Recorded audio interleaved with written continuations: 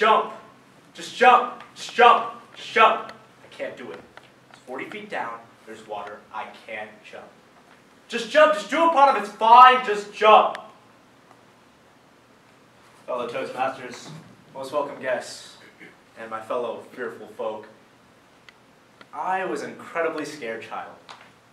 In fact, let me tell you a story of when I was only 4 or 5. I used to tiptoe into my parents' room at night, at 3, 4 a.m. Tiptoe. Just look at my parents sleeping. It was super creepy, like one of those grudge movies. And eventually, after like 10, 15 minutes, either my dad or my mom would look at me, wake up with a start, and say, "What are you doing?" And then they'd invite me to sleep with them. And the reason I did that, because at 4 or 5, I was incredibly scared of death. And I don't know why that was something that entered into my consciousness at so young, but I used to think about these things all the time. That happened for a little more than a year, and eventually I was able to sleep through the night. But even then, for a while, it'd take me a while to fall asleep, because I'd be thinking about, what if someone broke in? What if something happened to me? I had all these little anxieties and fears running through my 6-year-old brain. And it was tough, because almost everything set off that anxiety, that fear. New school, fear. New friends, fear. It's like anything I did, I was incredibly scared to do. And then, 2 words changed my life. Carpe diem.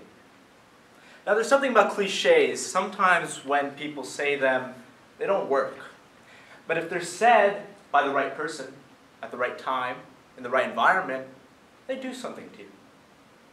So what my scoutmaster said to me, carpe diem, seize the day. I don't remember even when he said it, but I know somewhere in my mind it hit me.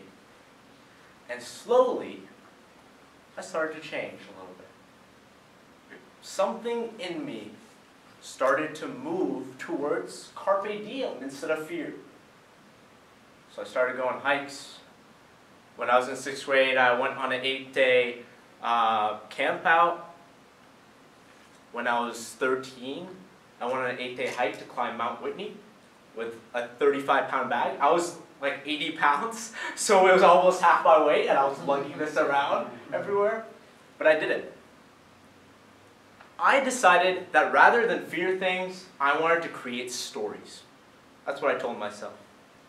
And I think that's something I continue trying to do, is to inspire people and tell stories. But you can't create stories of your own, and fear always gets in your way.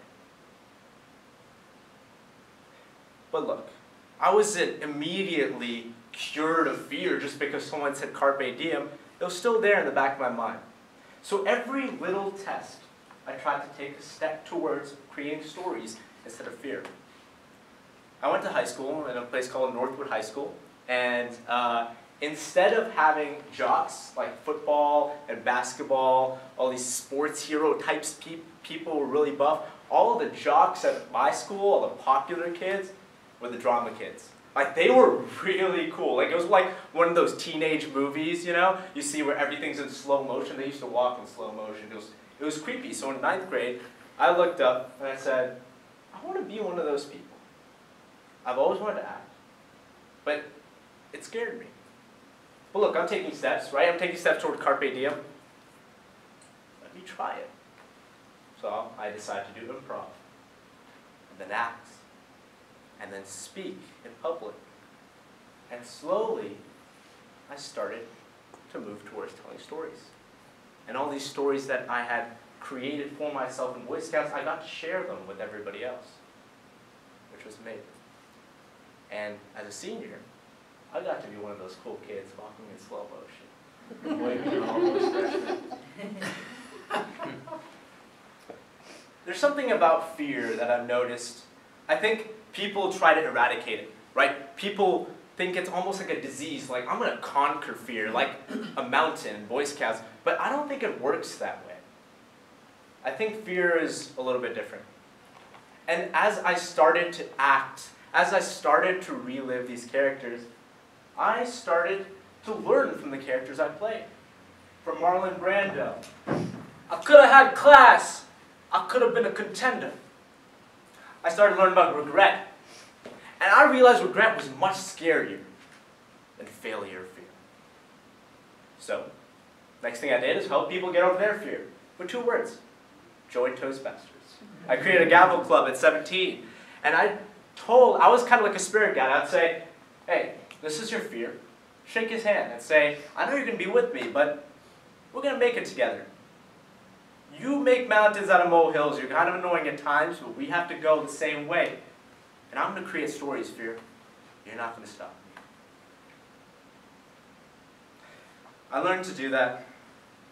And over time, I realized that by helping people, you start to get over your fear even more. And now, I feel fear.